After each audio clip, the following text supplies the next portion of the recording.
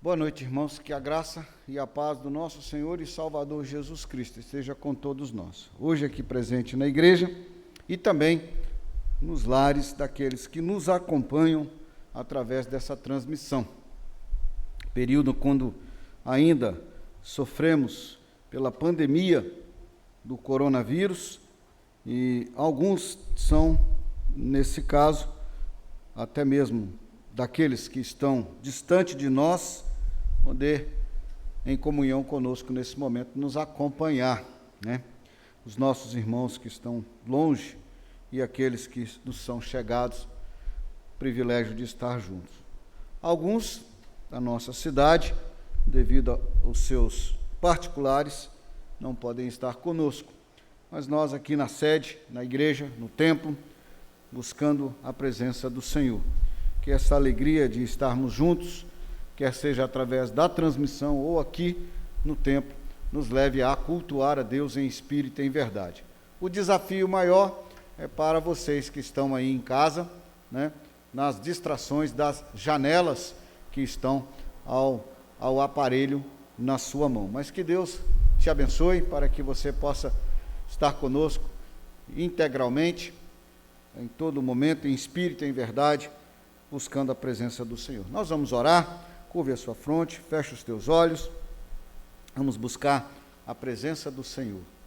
Senhor Deus, nosso Pai querido, obrigado, Senhor, porque mesmo com todas as nossas imperfeições, todos os nossos pecados, através do sangue de Cristo Jesus que foi vertido naquela cruz, através do teu corpo que foi entregue como sacrifício perfeito, e através, ó Pai, de uma confissão que nós fazemos, que somos devedores, e estamos aqui não pelos nossos méritos, mas pelo mérito de Cristo, nós podemos, ó Pai, através desse novo e vivo caminho, que é Cristo Jesus, com a sua morte, a sua ressurreição e o sacrifício perfeito, nos dá o privilégio de adentrar diante do Santo dos Santos, para te adorar, para te cultuar, para colocar diante de ti, Senhor, o nosso culto em adoração ao teu santo nome.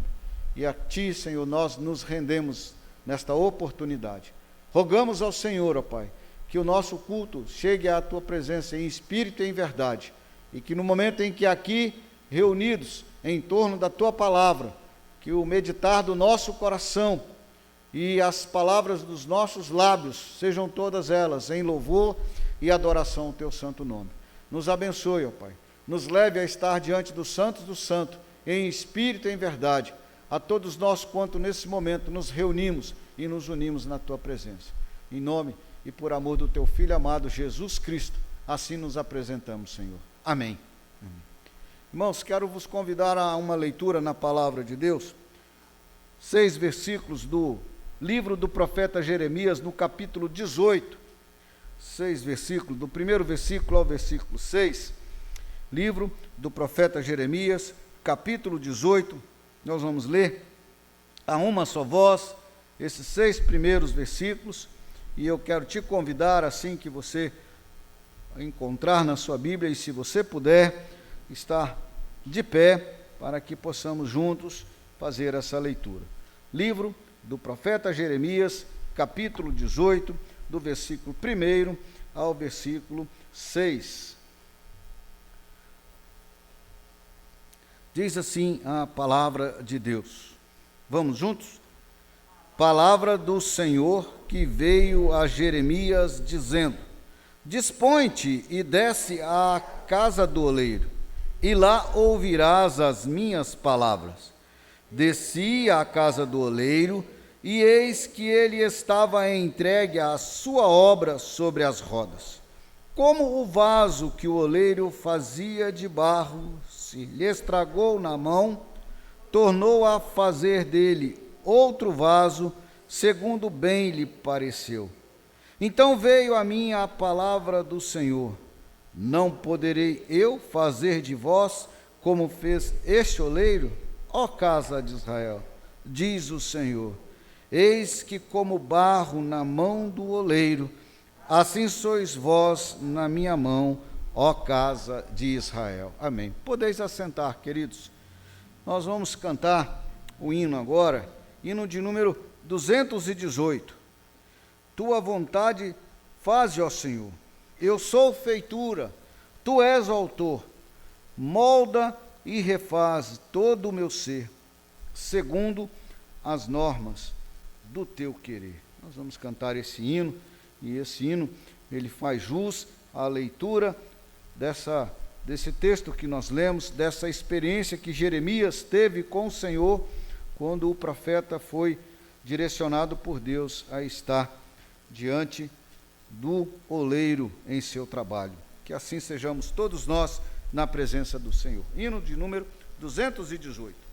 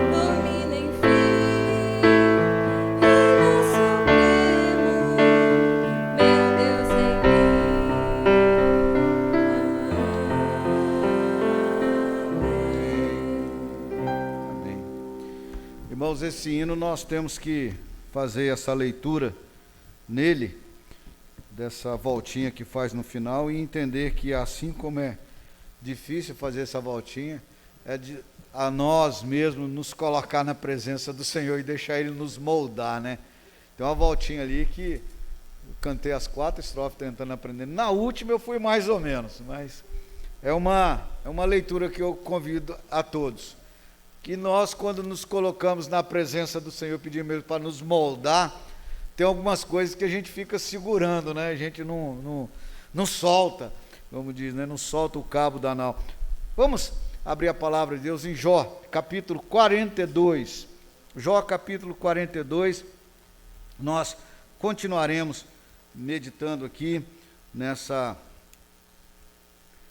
palavra. Jó, capítulo 42, onde nós ouviremos a confissão de Jó. Junto com a confissão de Jó, nós vamos também nos colocar na presença do Senhor, e assim como já começamos a trazer diante do Senhor a nossa pessoa, o nosso ser, nós vamos ver então o que Jó disse na sua confissão. Diz assim, Jó capítulo 42, então respondeu Jó ao Senhor, bem sei que tudo podes, e nenhum dos teus planos pode ser frustrado. Quem é aquele, como disseste, que sem conhecimento encobre o conselho? Na verdade, falei do que não entendia, coisas maravilhosas demais para mim, coisas que eu não conhecia. Escuta-me, pois havia dito, e eu falarei. Eu te perguntarei e tu me ensinarás. Eu te conhecia só de ouvir, mas agora os meus olhos te veem. Por isso me abomino e me arrependo no pó e na cinza. Amém. Amém. Meus irmãos, a história de Jó é um homem que sofreu uma transformação, e aqui a transformação na sua confissão é do seu conhecimento, e a sua confissão é de como ele conhecia Deus e agora como ele conhece. Uma caminhada de vida em meio ao sofrimento, e onde ele então chegou-se diante de Deus e reconheceu quem era Deus. Que assim seja a minha história, que assim seja a sua história. No decorrer da nossa caminhada, nós possamos a cada dia reconhecer mais o Senhor. Nós vamos orar, já cantamos um cântico que nos convida a expor a nossa vida diante do Senhor. Já lemos Jeremias, o vaso do oleiro, onde também nos convida a deixar Deus conduzir a nossa vida. Ouvimos de Jó a confissão daquele que na sua vida houve a sua transformação junto de Deus. E agora então eu te convido nesse momento de culto, colocar a sua vida na presença do Senhor. Nós vamos ter esse momento de oração, uma oração de confissão. Você que está em casa, faça a sua oração e nós estaremos nesse momento orando. Depois que todos orarem, quero pedir ao nosso irmão evangelista e presbítero Roberto que ore a Deus por toda a igreja, por os que estão aqui e os que estão em casa. Vamos orar ao Senhor.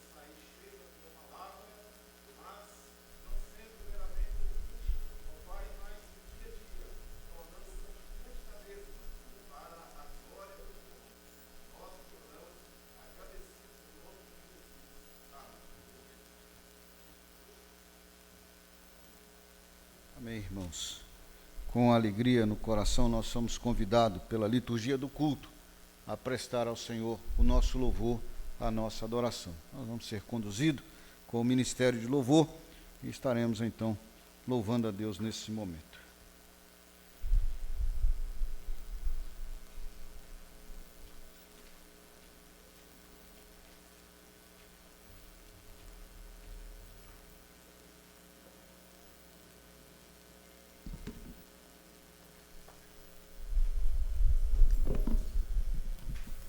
Graça e paz, irmãos. É uma alegria nós estarmos mais uma vez na casa do Senhor, nós podermos nos reunir aqui como igreja do Senhor.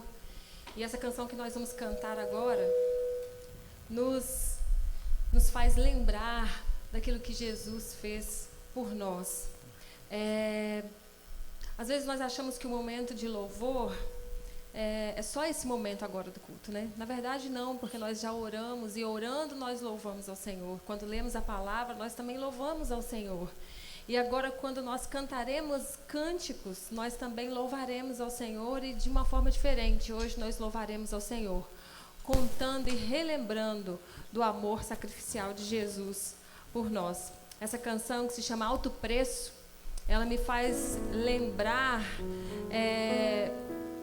de vários textos da Bíblia, mas em especial eu me lembro aqui de João, no capítulo 17, onde Jesus ele faz a oração sacerdotal e no versículo 20 ele diz assim: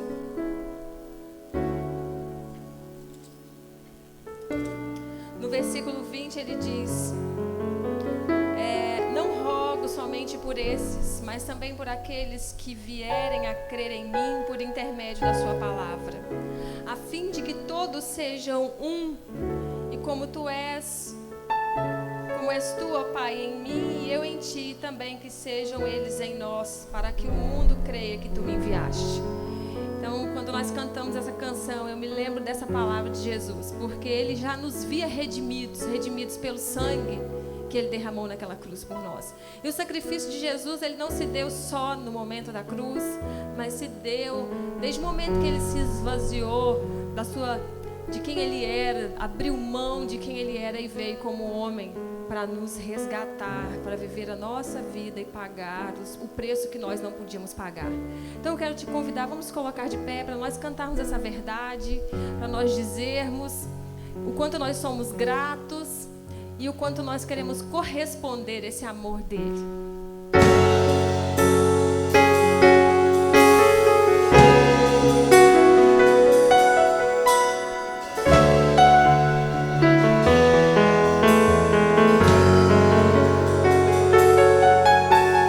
Sei que foi pago um alto preço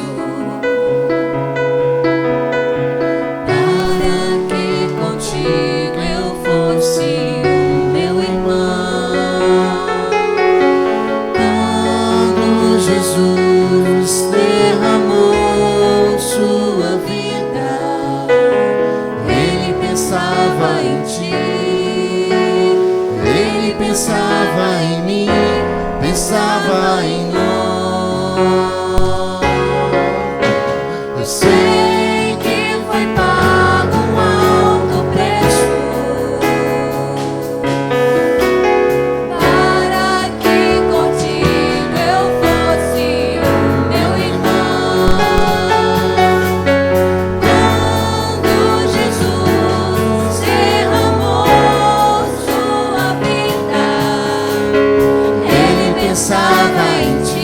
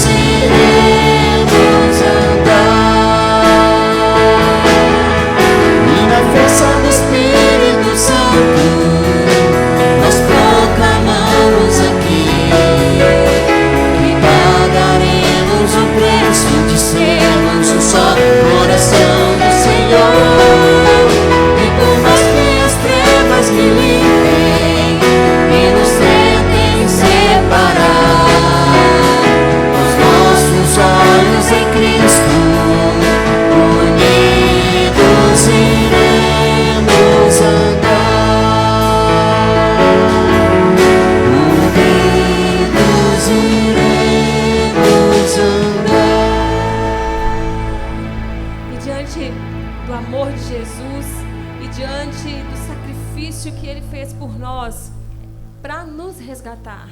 Nós não temos nada a fazer a não ser oferecer a Ele as nossas próprias vidas ao Senhor, como oferta de amor, as nossas vidas como oferta de louvor e sacrifício de louvor ao Senhor. Que nós possamos abrir os nossos lábios, os nossos corações, para exaltar o nome do Senhor e para dedicar as nossas vidas a Ele.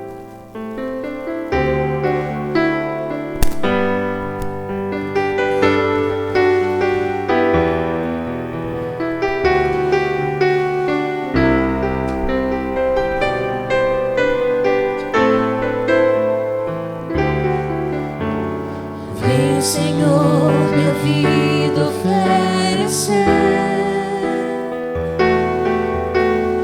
como oferta de amor e sacrifício.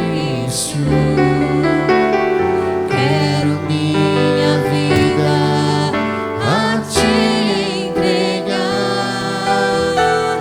como oferta viva em teu altar. Senhor, minha vida oferecer como oferta de amor e sacrifício. Quero a minha vida a te entregar como oferta viva em teu altar.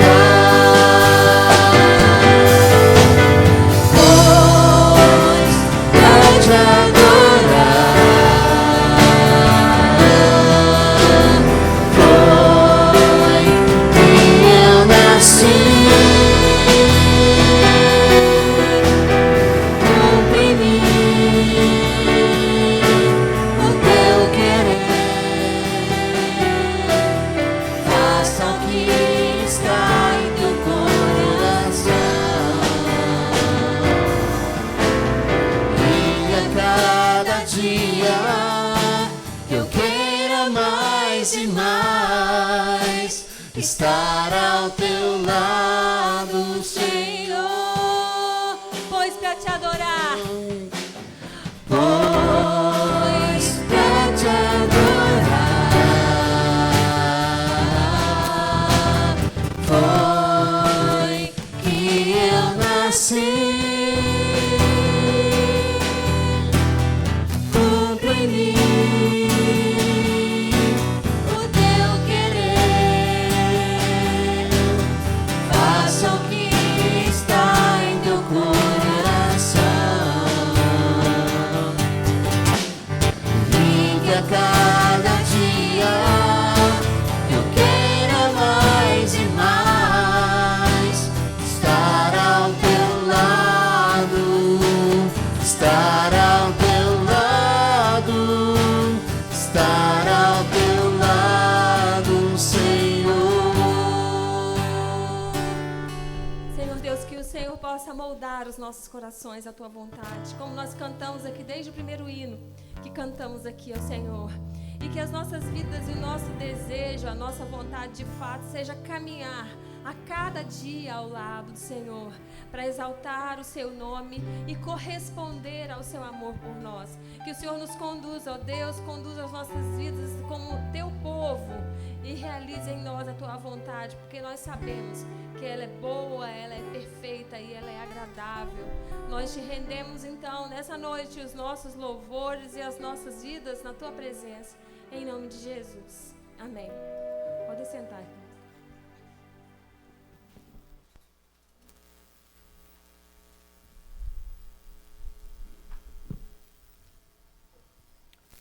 Amém, irmãos. Graças a Deus. E que eu queira cada dia estar ao teu lado, Senhor. Nós vamos abrir a palavra de Deus na primeira carta de Pedro. Hoje leremos o capítulo 2, os versículos de 1 a 10. Primeira carta de Pedro, capítulo 2, dos versículos de 1 a 10.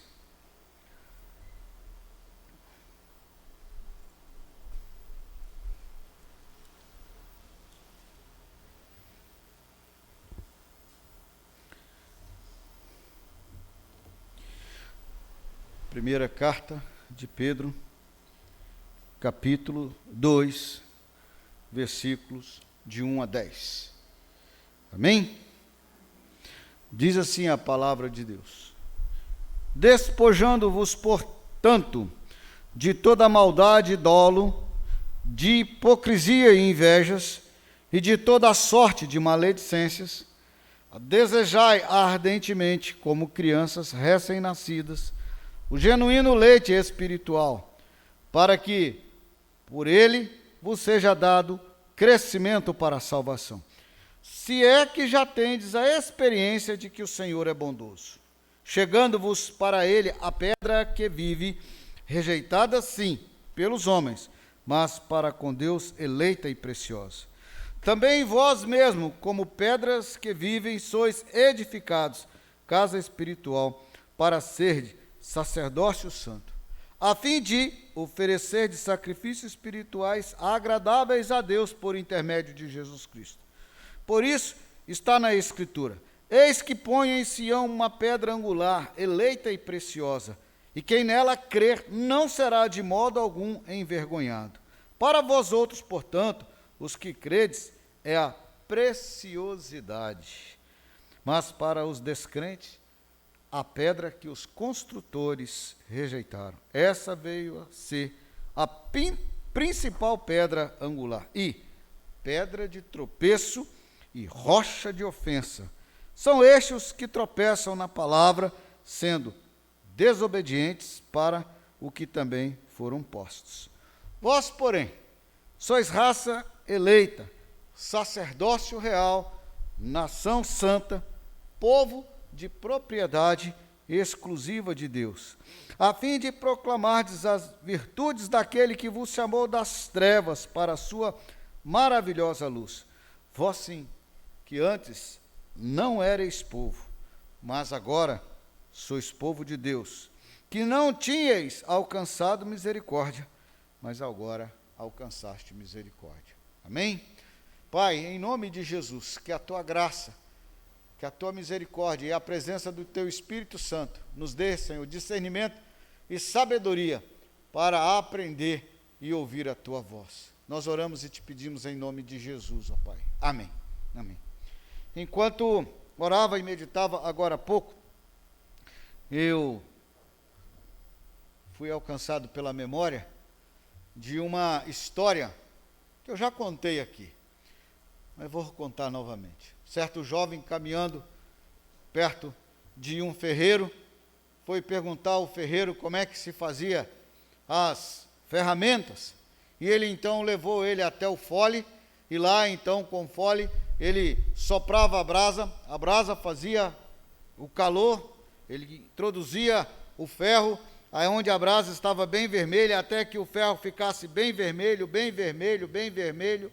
Dali ele levava para a bigorna e com marteladas em cima daquele ferro ia moldando o ferro. Acabava de moldar, jogava na água fria, aquele barulho, aquela fumaça, voltava com o ferro para o braseiro, até que ele ficasse maleável por tanto fogo, voltava para a bigorna, martelava, e água fria, fogo, martelo na bigorna e água fria. E ali então sai a tal da moral da história. Assim é a nossa vida diante do Senhor. Entre as altas temperaturas e as baixas temperaturas, com o choque térmico da água e o fogo, entre as marteladas da vida e o encontro do martelo na bigorna, nós somos forjados ferramenta. Mas, curiosamente, do lado de fora do lugar onde o ferreiro trabalhava, havia como que um lixo, como que alguns rejeitos, e ali então aquele jovem vira para o ferreiro e pergunta: e aqueles ferros ali? Aqueles ali, nem mesmo com fogo, bigorna, água, eles dão forma, eles não têm liga, eles costumam trincar, eles costumam rachar. E assim então aquele jovem ora a Deus: Senhor, que eu não seja como aqueles ferros que foram jogados no lixo e que não tem como ser moldado, mas que através dos movimentos da vida, dos transtornos que eu tenho na vida, a minha vida seja moldada de acordo com o teu querer. Hoje é muito fácil nós mudarmos de fisionomia. Há um grande personagem na história que era de cor negra e se transformou até se tornar branco. Vocês sabem de que eu estou falando. E hoje é comum, daqui a pouco, você não gostou da cor do seu cabelo, e você vai ali e, principalmente as irmãs, dá um prateado, dá um aloirado, ou então, né, um chapeado mais escuro, e muda a fisionomia. Quem dera fosse tão fácil assim, na realidade da nossa vida, a mudança ou a repaginada na estrutura, no nosso caráter, na nossa personalidade. Não é tão fácil. Nós estamos estudando Pedro, e eu quero fazer uma prova aqui. Que estudo é esse? Primeiro, segundo, terceiro, quarto ou quinto? Primeira pergunta. Terceiro? Segundo? Quarto? Quinto?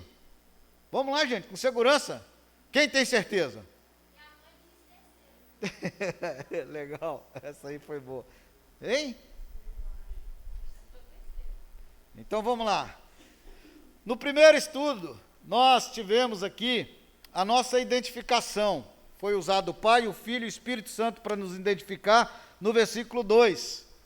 No segundo estudo, nós tivemos o propósito da nossa salvação, que nós vamos viver a nossa regeneração, a viva esperança, e mesmo vivendo uma alegria indizível, nós estaríamos aqui vivendo o propósito da nossa salvação.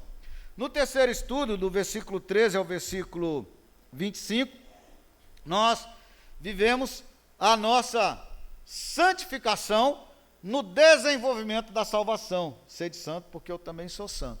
E hoje, nesse quarto estudo, né, parabéns para aqueles que acertaram, né, vamos aqui vivendo o novo eu, a repaginada na vida, a transformação do nosso ser, a realidade daquilo que Pedro nos convida através da nossa identificação, que ele está lá no versículo 2 do primeiro capítulo, onde o Pai é aquele que nos escolheu, onde o Espírito é aquele que nos separou, e onde através do perdão de Cristo Jesus, alcançado na cruz pelo sangue que foi derramado, nós somos convidados a viver em verdade e obediência, viver em obediência. E depois, então, nós vamos encontrar aqui hoje, nessa ideia, eu assumindo a nova identidade, pensei nesse tema, assumindo a nova identidade, vivendo o novo ser, ou então construindo, ou vivendo a transformação, mas fiquei assim, então, vamos lá,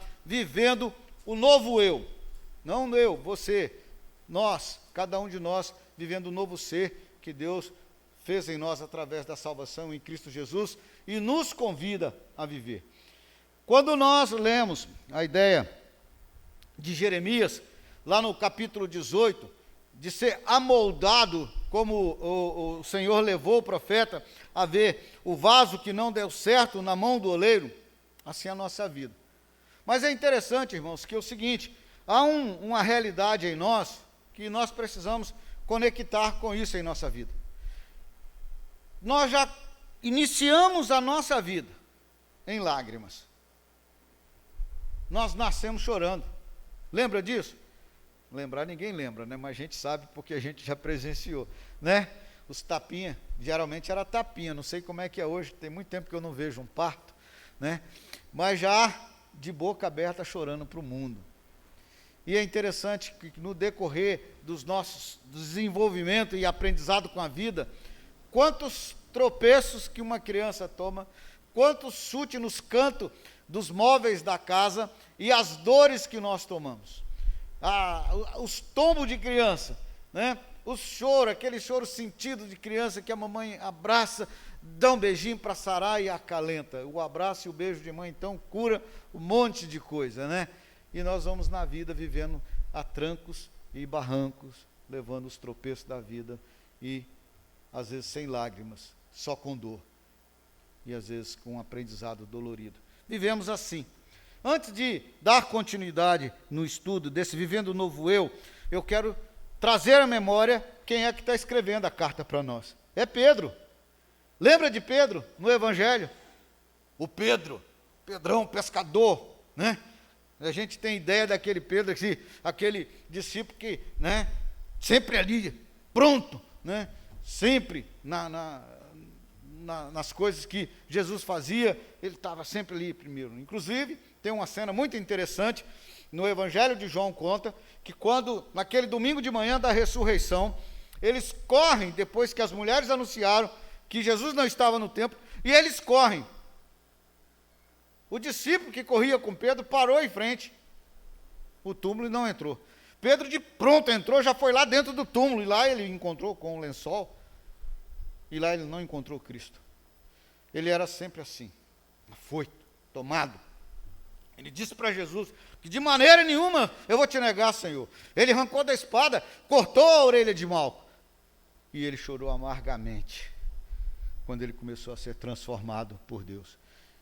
Tim LaHaye escreve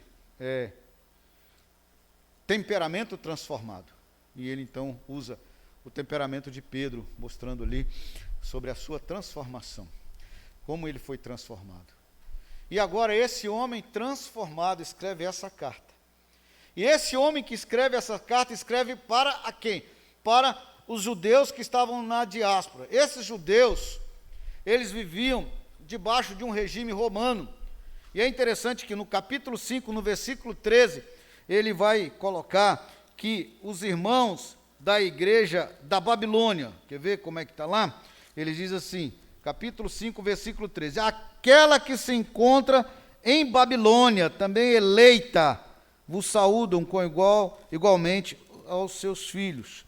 Ou seja, a igreja de Jerusalém é citada aqui na carta de Pedro como aquela que está na Babilônia. Mas não está em Jerusalém? Era a revolta dos judeus pelo domínio romano, e eles então, pela opressão, pelo general romano Pompeu, que tinha conquistado Israel, e aí então eles não tinham Jerusalém, como a Babilônia. Estranho isso, né? De tanta tristeza, de angústia por causa que Roma conquistou. E ali então eles estavam sofrendo essa perseguição. E eles não a quem Pedro escreve a carta, eles não estavam em Jerusalém, eles estavam dispersos, aqui no versículo 1 do capítulo 1, aos forasteiros da dispersão. Então eram irmãos que estavam vivendo em tristeza, eram irmãos que estavam fora de casa, eram irmãos que estavam em fugas, eram irmãos que haviam e estavam vivendo um momento político muito triste. Então esse é o contexto de quem escreveu, Pedro, aquele que viveu dor na sua transformação, e a quem estava sendo escrito? Aqueles que estavam vivendo também a tristeza pelo impacto dessa situação que estava acontecendo. E Pedro, então, os convida a começar, então, a viver, a ser transformado, a ser construído na realidade deles, a repaginar a vida deles no novo eu. E esse novo eu começa, então, com um despojando-vos, tirando de si. Lá em 1 Coríntios, no capítulo, 2 Coríntios, capítulo 5, versículo 17, nós vamos encontrar aquele versículo que Paulo diz, aquele que está em Cristo é nova criatura. Se alguém está em Cristo, é nova criatura. As coisas antigas já passaram, e eis que se fizeram novas. Gente, como a gente lê esse versículo, mas esse versículo não entra para dentro da nossa pele, esse versículo não entra para dentro do nosso ser. Quantas manias que nós carregamos do nosso velho eu. Quantas coisas que nós carregamos do nosso passado. Inclusive, há um ditado popular, através de uma história de uma literatura brasileira, que nós temos aí a síndrome de Gabriela, né? Eu nasci assim, eu cresci assim, eu sou assim e assim é você, né? Muitas pessoas, então, não se coloca diante da presença de Deus para realmente ser amoldado e ser moldado, como foi o caso do vaso na mão do oleiro, lá em Jeremias. E aqui, então, Pedro, então, começa a dizer, olha, nós temos que nos despojar. E ele vai dizer de quê? né? E é interessante que ele coloca a situação, essa ideia do despojando. Nós vamos ver que é um verbo que está o aspecto do verbo é um aspecto que nos leva a uma ação continuada. Isso é interessante você observar esse detalhe. Porque não é só o cristão primeiro, não é só a criança da escola bíblica dominical, não é só o adolescente que está em formação, não é só o aluno da classe de catecúmeno de novos membros, que Pedro está convidando para viver o despojamento. Quando você olha para o verbo, nessa ação e nesse aspecto de uma ação contínua ou continuada, diferente de uma ação pontual, feita naquele mesmo instante, é para mim, o pastor da igreja. É para você que está chegando agora, que está começando na sua caminhada. É para você que estava aqui antes de eu chegar. É para você que vai chegar depois. É para todos nós, essa ação na nossa história. E nós precisamos, então, acordar de manhã, ler esse texto e falar assim: amém, Senhor. Esse é o texto que o Senhor colocou para a minha vida hoje, e eu quero viver. Esse é o texto que o Senhor colocou para a minha vida no decorrer da minha caminhada, e eu preciso viver essa ação contínua e continuada, sempre vivendo isso. E ele vai dizer, então, que essa ação ela precisa ser duradoura e permanente, até a glória eterna, até o dia que nós chegarmos lá. Nós precisamos viver esse despojamento. E ele classifica em 3 aspectos de que nós temos que despojar. Olha só como ele divide esses 3 grupos. Maldade e dolo, primeiro. Depois, hipocrisia e inveja. E depois, toda sorte de maledicência. E aqui, quando nós olhamos esses textos, o que significa e qual aspecto na minha vida e na sua vida ele pega, eu preciso parar um pouquinho e analisar. Primeiramente, maldade é tudo aquilo que não presta. Eu só vou citar 2 exemplos. Gênesis 6:5 é a respeito, né, da maldade. Gênesis 6, versículo 5 diz assim: viu o Senhor que a maldade do homem se havia multiplicado na terra e que era continuamente mal todo desígnio do seu coração. Isso antes da ação de Deus com Noé. A maldade havia se multiplicado na terra. E quando Paulo escreve aos 1 Coríntios, no capítulo 5, no versículo 8, 1 Coríntios, capítulo 5, versículo 8. Por isso, celebremos a festa, não com o velho fermento, nem com o fermento da maldade, da malícia, e sim com o asmo da sinceridade e da verdade. Bom, celebremos a festa. E não é uma só pessoa. Se é para celebrar uma festa, é a comunidade. Não com o velho fermento, não com o costume anterior que tínhamos da maldade. Ou seja, nós éramos cheios de maldade, agora não somos mais. E Paulo então está convidando a viver. Então essa maldade é uma maldade da relação humana. E o dolo? Porque Pedro colocou maldade e dolo. O dolo é o ato de induzir alguém ao erro. Ou seja, aqui é eu e o meu semelhante. O que é para despojar? Despojar o que está de mal na relação com o meu semelhante. Despojar a ideia de vontade de enganar o meu semelhante através do dolo. Despojar da maldade que eu carrego em meu coração de trazer uma fraude ou armar uma armadilha para o meu semelhante. Pastor, mas isso não acontece na nossa realidade. Bom, talvez não acontece como um dia o pastor era adolescente e lá em Ecoporanga tinha aquele caminhozinho de corta-estrada e lá então tinha um caminho que já não todo mundo pisava, não tinha mais, a grama nascia.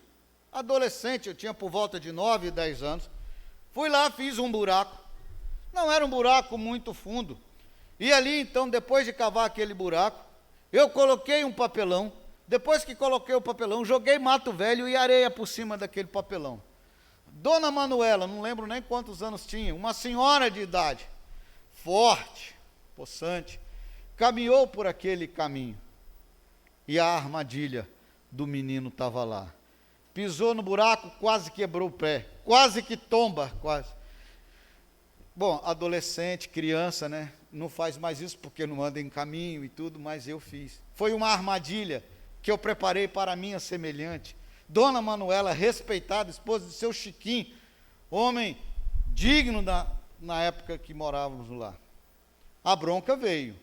Papai brigou, mamãe brigou, eu nunca mais fiz armadilha para ninguém. Gente, talvez você não faça buraco na estrada para as outras pessoas pisarem. Talvez você não faça armadilha e cubra com papel e terra. Mas Pedro está escrevendo para os irmãos da igreja, lá da dispersão, que eles deveriam tirar a maldade e o dolo da vida deles. Eles não precisavam fazer. Sua relação com o seu semelhante precisa de ser trabalhada. O segundo aspecto é a hipocrisia e a inveja. E é interessante que, se você observar, a hipocrisia e a inveja é o mal invisível. Não tem como você olhar na testa da pessoa e falar assim, estou sentindo. Você tem inveja no coração? Não, isso aí não. Tem como? Não tem. Você vê a inveja da pessoa? Não vê. A hipocrisia é o disfarce. Se é hipocrisia, é invisível, porque é a pessoa viver no teatro, é a pessoa enganar o outro através dessa forma. E quando nós observamos isso, nós vamos ver que é o mal invisível, que ninguém consegue ver, mas está no coração. E Pedro então estava falando, olha, nós temos que tirar isso também. Nós temos que tirar isso. Deixe, abandone, rejeite com toda a força do seu ser, sem qualquer fingimento, sem qualquer hipocrisia. Deixa de ter, deixa de ser e deixa de querer a inveja, de querer ser o outro, querer ter o do outro. Tem que tirar do coração. Mas é interessante, e tem aqui um detalhe que nós encontramos nesse dois termos, é exatamente um que até agora eu fiz a leitura errada, para deixar para o final. Não é a hipocrisia, está no plural. Hipocrisias, várias circunstâncias, vários momentos, como se fosse costumeiramente vivendo assim. E invejas, estão no plural. É mais puxado, é mais pegado, é mais apertada essa correia aqui. E aqui então Pedro está nos dizendo isso. E toda sorte de maledicência. Falar mal de alguém, caluniar, difamar, isso é o que não posso viver. Não rebaixar ninguém, não dizer mal do meu amigo, do meu irmão, e não desvalorizar o membro do corpo. E nós somos convidados, como nós falamos domingo, a viver como povo de propriedade exclusiva de Deus, para o seu inteiro agrado, né? Lembra de Tito? Domingo à noite, nós falamos sobre isso. Mas Pedro também está dizendo, vai dizer isso mais lá na frente, né? No versículo 10, que não era esse povo, mas agora sois povo de Deus. E o povo vive junto. Então a ideia da maledicência é não difamar, é não falar mal do seu irmão. Muito pelo contrário. Se você está ouvindo alguém falar mal, ore.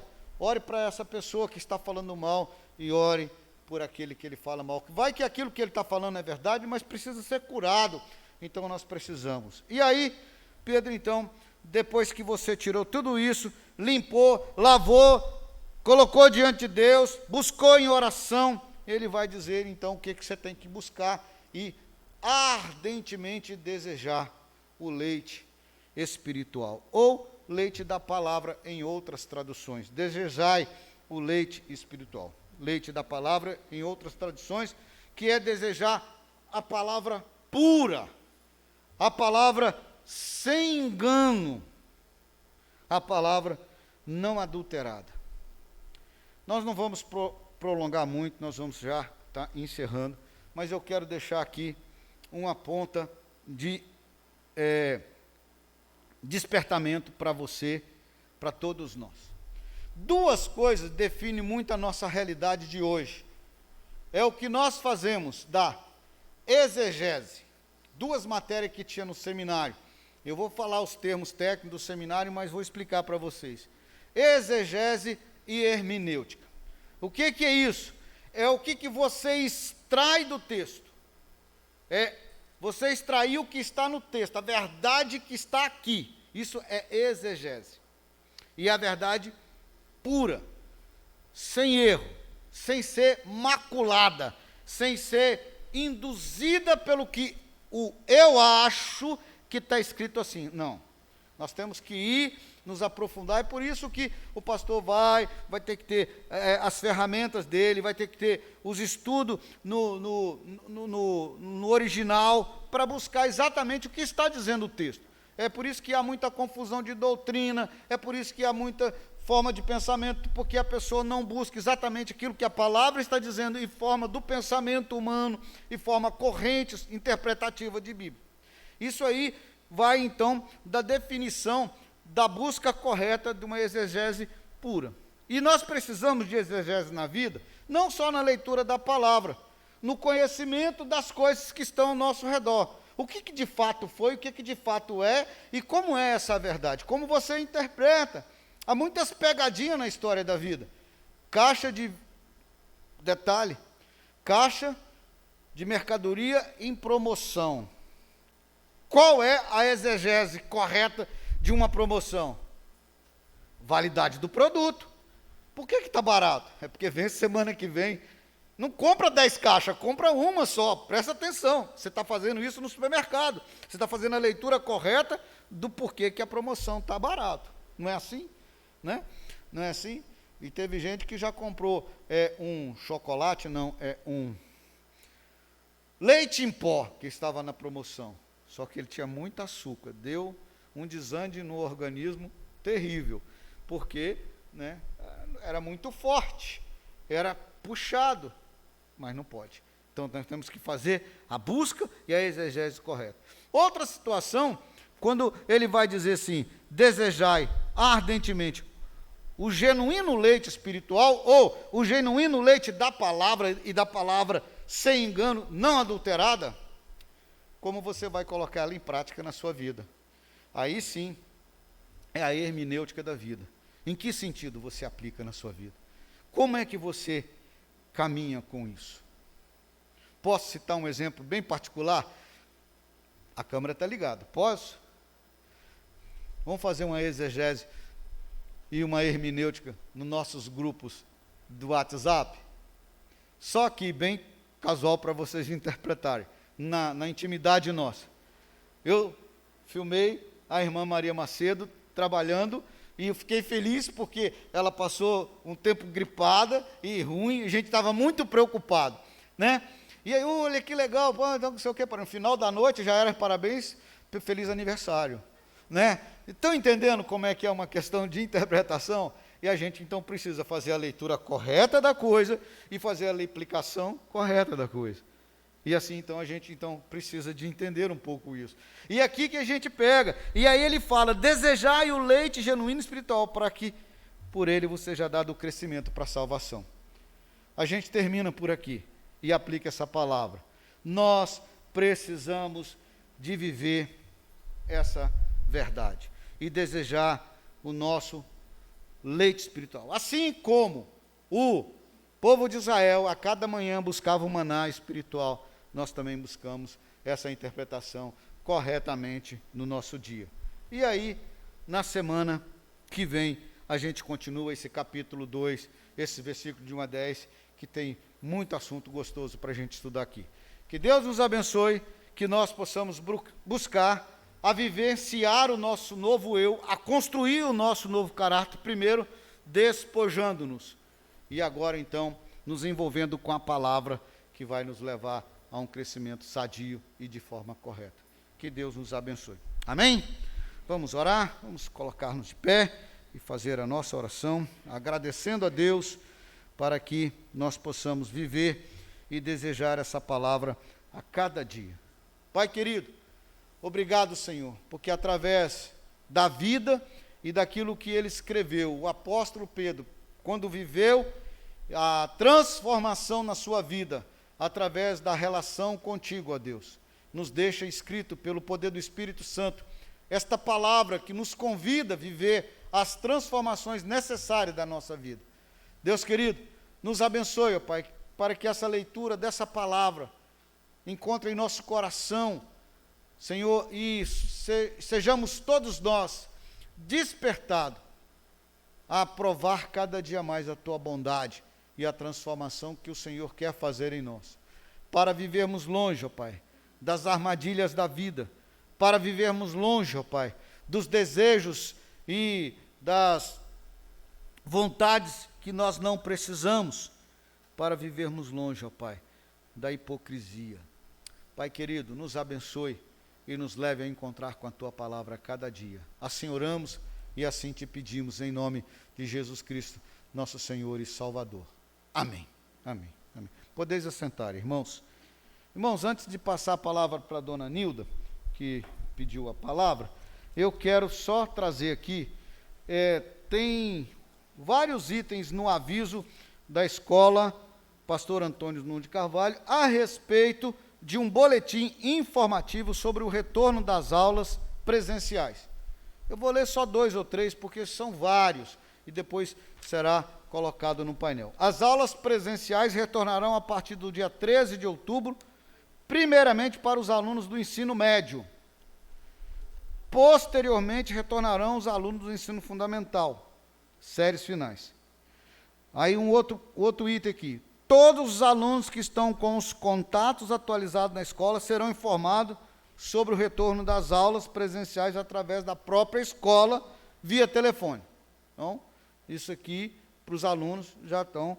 E um outro aqui, o uso da máscara é obrigatório.